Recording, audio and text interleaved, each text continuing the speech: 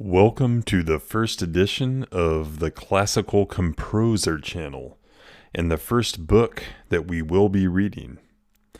The first selection will be Dracula by Bram Stoker. I hold in my hands the Barnes & Noble Classics paperback edition. Bram Stoker dedicated the book to my dear friend Hami Beg, which translates in the Manx language to Little Tommy. This was Stoker's affectionate nickname for the novelist Hall Caine. Chapter 1. Jonathan Harker's Journal, kept in shorthand. 3rd May, B Streets. Left Munich at 8:35 p.m. on 1st May, arriving at Vienna early next morning. Should have arrived at 6:46, but train was an hour late.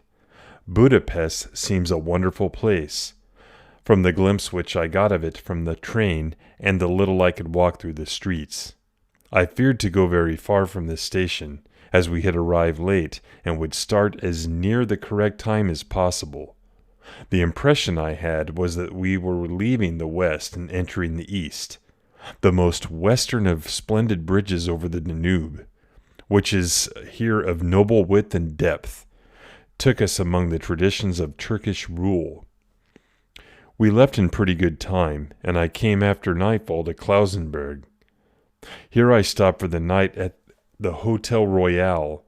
I had for dinner, or rather supper, a chicken done up some way with red pepper, which was very good, but thirsty. Mem. Get recipe for Mina. I asked the waiter, and he said it was called paprika Hendel, and that, as it was a national dish, I should be able to get it anywhere along the Carpathians. I found my smattering of German very useful here. Indeed, I don't know how I should be able to get on without it. Having had some time at my disposal when in London, I had visited the British Museum, and made search among the books and maps in the library regarding Transylvania. It had struck me that some foreknowledge of the country could hardly fail to have some importance in dealing with the noblemen of that country.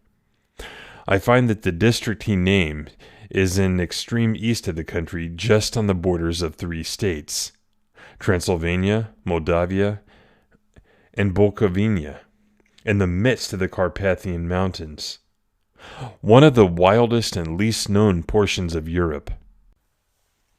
I was not able to light on any map or work giving the exact locality of Castle Dracula, as there are no maps of this country as yet to compare with our own Ordnance Survey maps, but I found that Bistritz, the post town named by Count Dracula, is a fairly well-known place.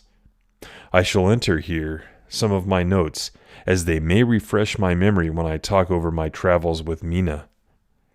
In the population of Transylvania there are 4 distinct nationalities, Saxons in the south, and mixed with them the Wallachs, who are the descendants of the Dacians, Magyars in the west, and Sexilials in the east and north. I am going among the latter, who claim to be descended from Attila and the Huns. This may be so, for when the Magyars conquered the country in the 11th century, they found the Huns settled in it. I read that every known superstition in the world is gathered into the horseshoe of the Carpathians, as if it were the center of some sort of imaginative whirlpool. If so, my stay may be very interesting. Memo.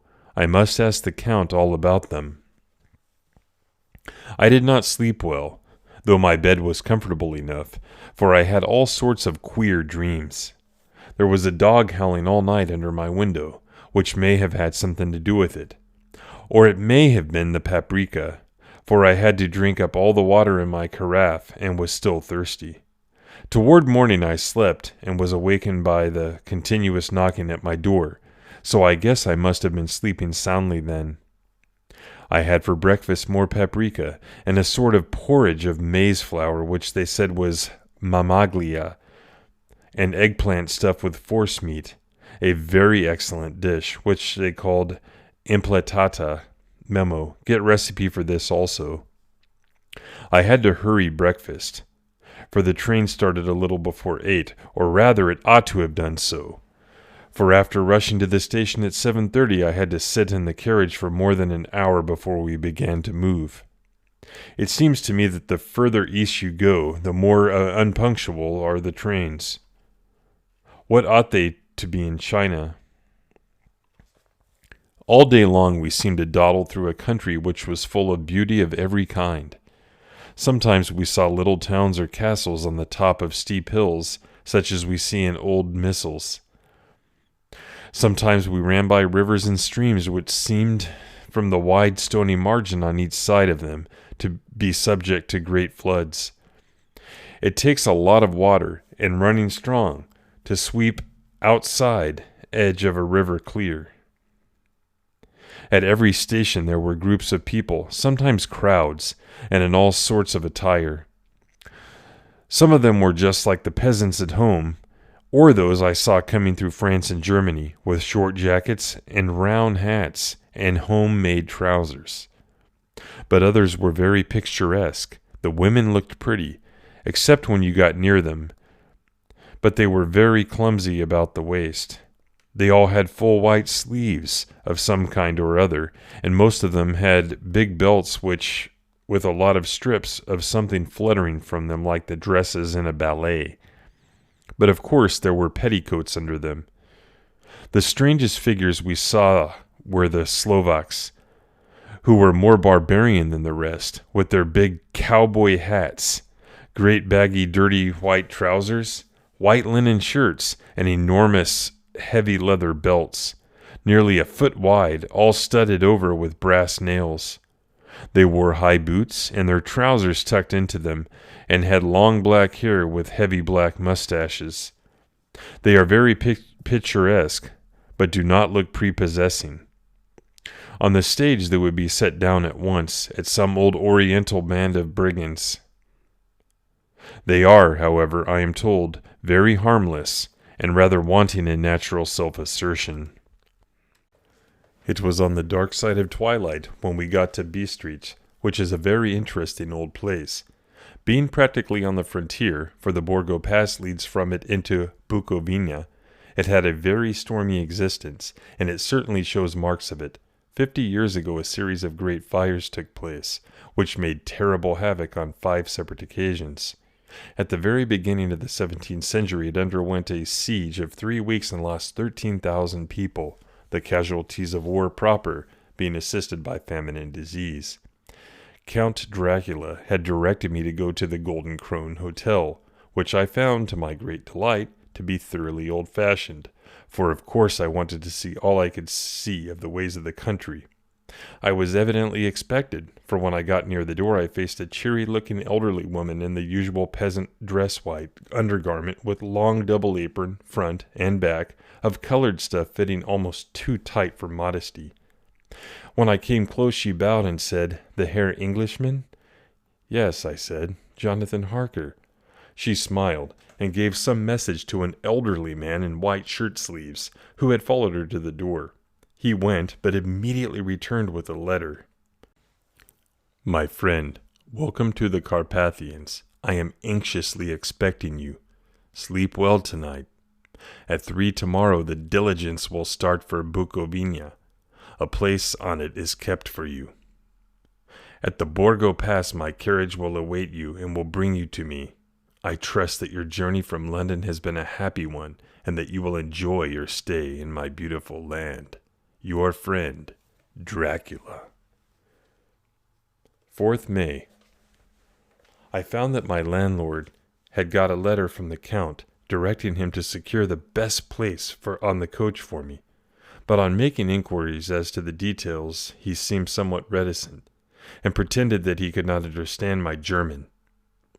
This could not be true, because up to then he had understood it perfectly. At least, he answered my questions exactly as if he did. He and his wife, the old lady who had received me, looked at each other in a frightened sort of way. He mumbled out that my money had been sent in a letter, and that was all he knew. When I asked him if he knew Count Dracula and could tell me if anything of his castle, he and his wife crossed themselves and, saying that they knew nothing at all, simply refused to speak further. It was so near the time of starting that I had no time to ask anyone else, for it was all very mysterious and not by any means comforting. Just before I was leaving, the old lady came up to my room and said in a very hysterical way, "Must you go? Oh, young Herr, must you go?" She was such in an excited state that she seemed to have lost her grip of what German she knew, and mixed it all up with some other language which I did not know at all. I was just able to follow her by asking many questions. When I told her that I must go at once, and that I was engaged on important business, she asked again, "Do you know what day it is?" I answered that it was the 4th of May. She shook her head and she said again, "Oh yes, I know that, but do you know what day it is?" On my saying that I did not understand, she went on, "It is the eve of St. George's Day. Do you not know that tonight, when the clock strikes midnight, all the evil things in the world will have full sway? Do you know where you are going and what you are going to?" She was in such evident distress that I tried to comfort her, but without effect. Finally, she went down on her knees and implored me not to go, at least to wait a day or two before starting. It was all very ridiculous, but I did not feel comfortable. However, there was business to be done, and I could allow nothing to interfere with it. I therefore tried to raise her up, and said, as gravely as I could, that I thanked her, but my duty was imperative, and that I must go. She then rose and dried her eyes, and taking a crucifix from her neck, offered it to me. I did not know what to do, for, as an English churchman, I have not been taught to regard such things as in some measure idolatrous, and yet it seemed so ungracious to refuse an old lady meaning so well and in such a state of mind. She saw, I suppose, the doubt in my face, for she put the rosary round my neck and said, "For your mother's sake," and went out of the room. I am writing up this part of the diary whilst I am waiting for the coach, which is, of course, late. And the crucifix is still round my neck. Whether it is the old lady's fear, or the many ghostly traditions of this place, or the crucifix itself, I do not know. But I am not feeling nearly as easy in my mind as usual. If this book should ever reach Mina before I do, let it bring my goodbye. Here comes the coach. 5th of May. The castle. The gray of the morning had passed, and the sun is high over the distant horizon, which seems jagged, whether with trees or hills I know not, for it is so far off that the big things and little are mixed. I am not sleepy, and, as I am not to be called till I awake, naturally I write till sleep comes. There are many odd things to put down, and, lest who reads them may fancy that I dined too well before I left Bistritz, let me put down my dinner exactly. I dined on what they called robber's steak, bits of bacon, onion, and beef, seasoned with red pepper, and strung on sticks and roasted over the fire, in the simple style of London cat's meat. The London was golden mediash, which produces a queer sting on the tongue, which is, however, not disagreeable. I only had a couple of glasses of this, and nothing else. When I got in the coach, the driver had not taken his seat, and I saw him talking with the landlady. They were evidently talking of me, for every now and then they looked at me, and some of the people who were sitting on the bench outside the door, which they call by a name meaning word-bearer, came and listened, and then looked at me, most of them pityingly.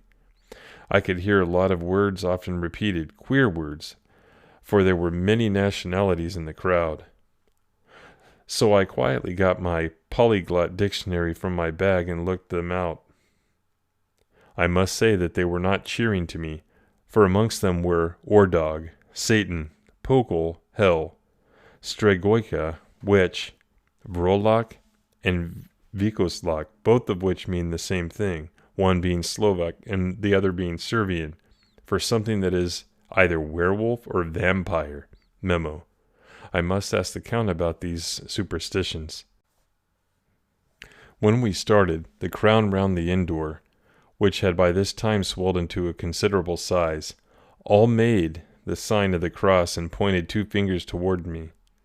With some difficulty I got a fellow passenger to tell me what they meant. He would not answer at first, but on learning that I was English, he explained that it was a charm or guard against the evil eye. This was not very pleasant for me, just starting for an unknown place to meet an unknown man, but every one seemed so kind-hearted and so sorrowful and so sympathetic that I could not but be touched. I shall never forget the last glimpse which I had of the inn yard and its crowd of picturesque figures, all crossing themselves, as they stood round the wide archway, with its background of rich foliage and oleander, and orange trees, and green tubs clustered in the center of the yard. Then our driver, whose wide linen drawers covered the whole front of the box seat, Gotza, as they called them, cracked his big whip over the 4 small horses, which ran abreast, and we set off on our journey. I soon lost sight of and recollection of ghostly fears in the beauty of the scene as we drove along. Although I had known the language, or rather languages, which my fellow passengers were speaking, I might not have been able to throw them off so easily. Before us lay a green sloping land full of forests and woods, with here and there steep hills, crowned with clumps of trees or with farmhouses, the blank gable and to the road.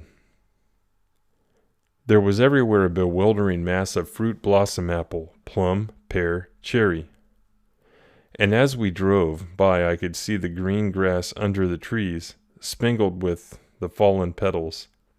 In and out amongst these green hills, of what they call here the Middle Land, ran the road, losing itself as it swept round the grassy curve, or was shut out by the straggling ends of pine woods, which here and there ran down the hillsides like tongues of flame.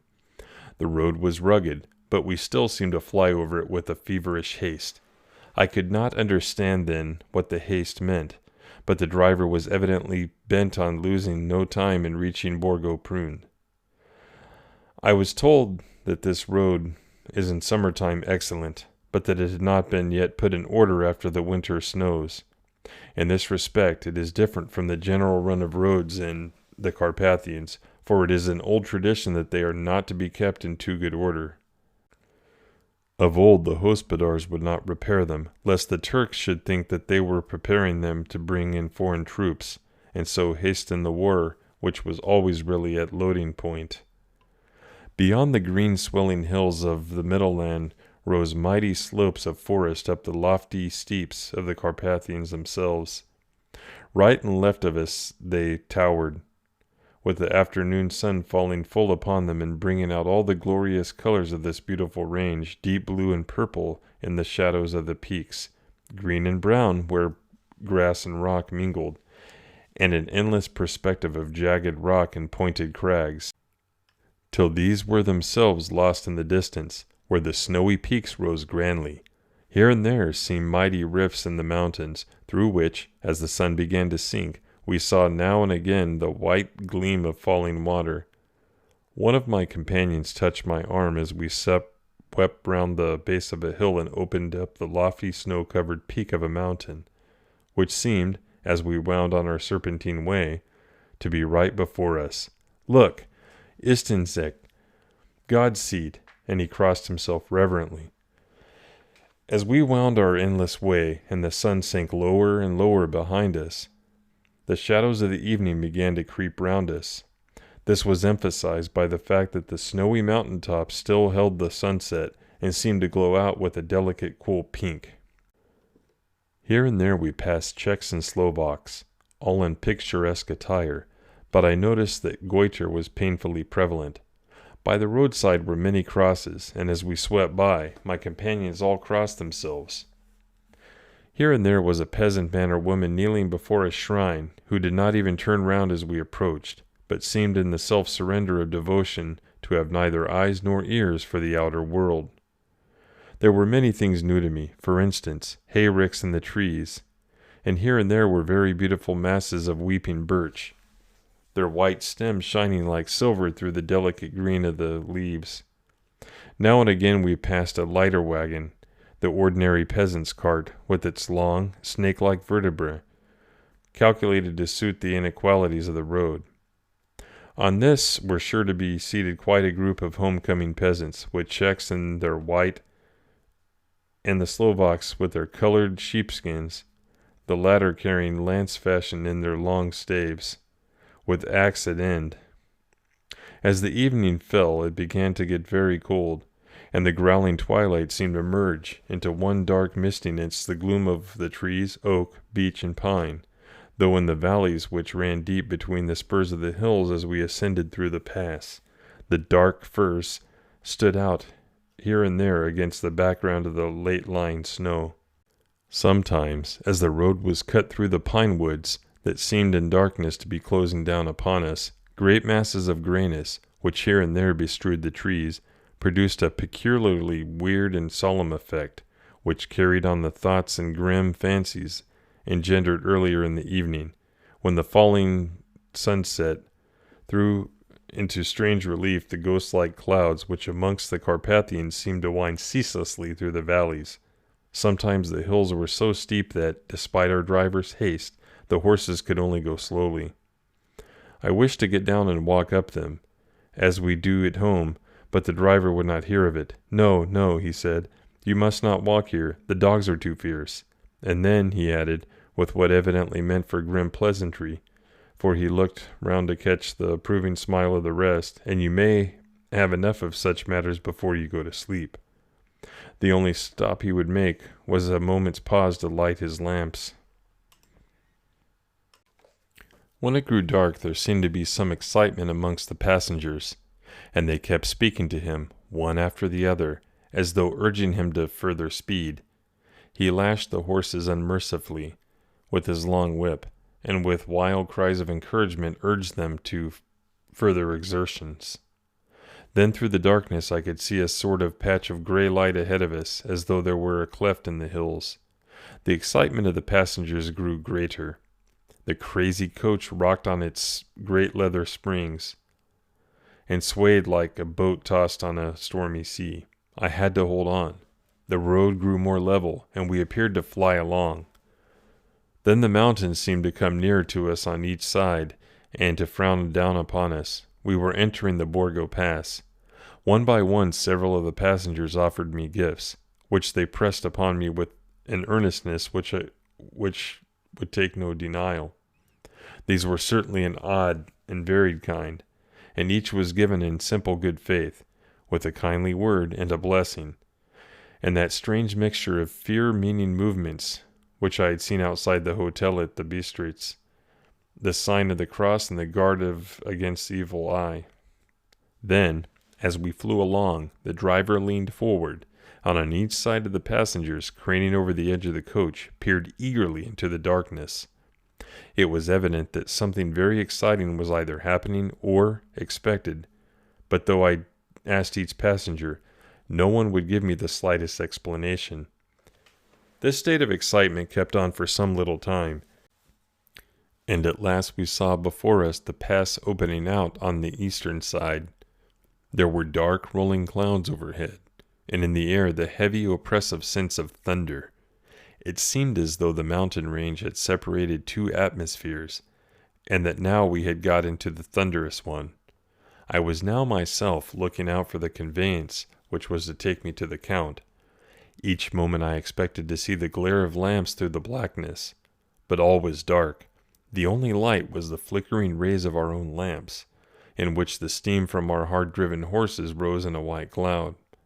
We could see now the sandy road lying white before us, but there was on it no sign of a vehicle. The passengers drew back with a sigh of gladness, which seemed to mock my own disappointment. I was already thinking that I had best do, when the driver, looking at his watch, said to the others something which I could hardly hear. It was spoken so quietly and so low a tone. I thought it was an hour less than the time. Then turning to me, he said in German worse than my own, There is no carriage here. The hare is not expected after all.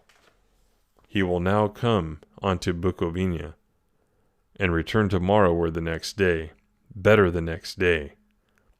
Whilst he was speaking, the horses began to neigh and snort and plunge wildly, so that the driver had to hold them up. Then, amongst a chorus of screams from the peasants and a universal crossing of themselves, a calash with 4 horses drove up behind us, overtook us, and drew up beside the coach. I could see from the flash of our lamps, as the rays fell on them, that the horses were coal-black and splendid animals. They were driven by a tall man, with a long brown beard and a great black hat, which seemed to hide his face from us. I could only see the gleam of a pair of very bright eyes, which seemed red in the lamplight, as he turned to us. He said to the driver, "You are early tonight, my friend." The man stammered in reply. The Englishman here was in a hurry, to which the stranger replied, "That is why, I suppose, you wished him to go on to Bukovina. You cannot deceive me, my friend. I know too much, and my horses are swift." As he spoke, he smiled, and the lamplight fell on a hard-looking mouth, with very red lips and sharp-looking teeth, and as white as ivory. One of my companions whispered to another a line from Burger's Lenore, "Den die Toten reiten schnell," for the dead travel fast. The strange driver evidently heard the words, for he looked up with a gleaming smile. The passenger turned his face away, at the same time putting out his 2 fingers and crossing himself. "Give me the hare's luggage," said the driver, and with exceeding alacrity my bags were handed out and put in the calash. Then I descended from the side of the coach. As the calash was close alongside, the driver helping me with a hand which caught my arm in a grip of steel. His strength must have been prodigious. Without a word he shook his reins, the horses turned, and we swept into the darkness of the pass. As I looked back, I saw the steam from the horses of the coach by the light of the lamps, and the projected against it the figures of my late companions crossing themselves. Then the driver cracked his whip and called to his horses, and off they swept on their way to Bukovina.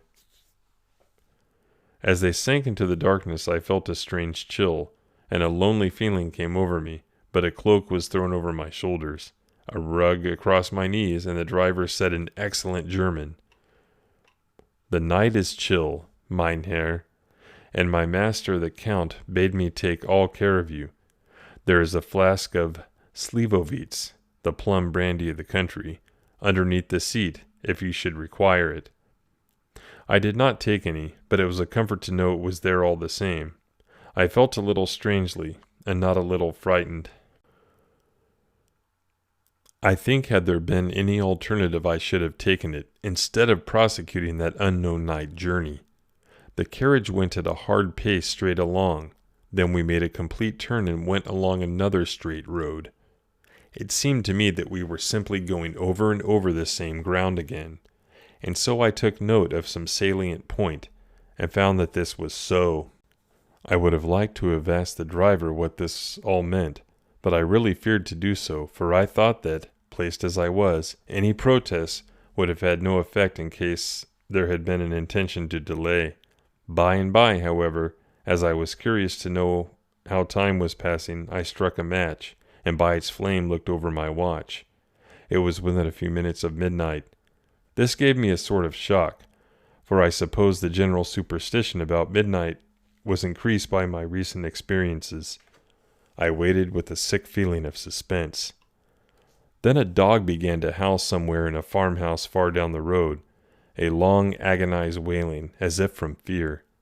The sound was taken up by another dog, and then another and another, till, borne on the wind which now sighed softly through the pass, a wild howling began, which seemed to come from all over the country, as far as the imagination could grasp it through the gloom of the night. At the first howl the horses began to strain and rear, but the driver spoke to them soothingly, and they quieted down, but shivered and sweated as though after a run away from a sudden fright. Then, far off in the distance, From the mountains on each side of us began a louder and sharper howling, that of wolves, which affected both the horses and myself in the same way, for I was minded to jump from the caleche and run, whilst they reared and plunged madly, so that the driver had to use all his strength to keep them from bolting. In a few minutes, however, my own ears got accustomed to the sound, and the horses so far became quiet that the driver was able to descend and to stand before them.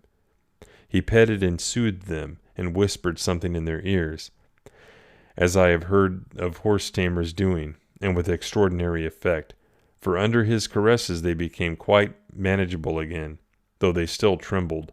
The driver again took his seat, and, shaking his reins, started off at a great pace. This time, after going to the far side of the pass, he suddenly turned down a narrow roadway which ran sharply to the right. Soon we were hemmed in with trees, which in places arched right over the roadway until we passed as through a tunnel. And again, great frowning rocks guarded us boldly on either side. Though we were in shelter, we could hear the rising wind, for it moaned and whistled through the rocks, and the branches of the trees crashed together as we swept along. It grew colder and colder still, and fine powdery snow began to fall, so that soon we and all around us were covered with a white blanket. The keen wind still carried the howling of the dogs, though this grew fainter as we went on our way. The baying of the wolves sounded nearer and nearer, as though they were closing round on us from every side. I grew dreadfully afraid, and the horses shared my fear. The driver, however, was not in the least disturbed. He kept turning his head to left and right, but I could not see anything through the darkness. Suddenly, away on our left, I saw a faint flickering blue flame. The driver saw it at the same moment. He at once checked the horses, and, jumping to the ground, disappeared into the darkness. I did not know what to do, the less as the howling of the wolves grew closer. But while I wondered, the driver suddenly appeared again, and without a word took his seat, and we resumed our journey. I think I must have fallen asleep and kept dreaming of the incident, for it seemed to be repeated endlessly, and now looking back, it is like a sort of awful nightmare. Once the flame appeared so near the road that even in the darkness around us I could watch the driver's motions. He went rapidly to where the blue flame arose. It must have been very faint, for it did not seem to illuminate the place around it at all, and gathering a few stones, formed them into some device. Once there appeared a strange optical effect. When he stood between me and the flame, he did not obstruct it, for I could see its ghostly flicker all the same. This startled me, but as the effect was only momentary, I took it that my eyes deceived me straining through the darkness. Then for a time there were no blue flames, and we sped onwards through the gloom, with the howling of the wolves around us, as though they were following in a moving circle. At last there came a time when the driver went further afield than he had yet gone, and during his absence the horses began to tremble worse than ever, and snort and scream with fright. I could not see any cause for it, for the howling of the wolves had ceased altogether. But just then the moon, sailing through the black clouds, appeared behind a jagged crest of a beetling, pine-clad rock, and by its light I saw around us a ring of wolves, with white teeth and lolling red tongues, with long, sinewy limbs and shaggy hair. They were 100 times more terrible in the grim silence which held them than even when they had howled. For myself, I felt a sort of paralysis of fear. It is only when a man feels himself face to face with such horrors that he can understand their true import. All at once the wolves began to howl as though the moonlight had had some peculiar effect on them. The horses jumped about and reared, and looked helplessly round with eyes that rolled in a way painful to see. But the living ring of terror encompassed them on every side, and they had perforce to remain within it. I called to the coachman to come, for it seemed to me that our only chance was to try to break out through the ring and to aid his approach. I shouted and beat the side of the caleche, hoping by the noise to scare the wolves from that side, so as to give him a chance of reaching the trap. How he came there, I know not, but I heard his voice raised in a tone of imperious command, and looking towards the sound, saw him stand in the roadway. As he swept his long arms, as though brushing aside some impalpable obstacle, the wolves fell back and back further still. Just then a heavy cloud passed across the face of the moon, so that we were again in darkness. When I could see again, the driver was climbing into the caleche, and the wolves had disappeared. This was all so strange and uncanny that a dreadful fear came upon me, and I was afraid to speak or move. The time seemed interminable as we swept on our way, now in almost complete darkness, for the rolling clouds obscured the moon. We kept on ascending, with occasional periods of quick descent, but in the main always ascending. Suddenly, I became conscious of the fact that the driver was in the act of pulling up the horses in the courtyard of a vast ruined castle, from whose tall black windows came no ray of light, and whose broken battlements showed a jagged line against the moonlit sky.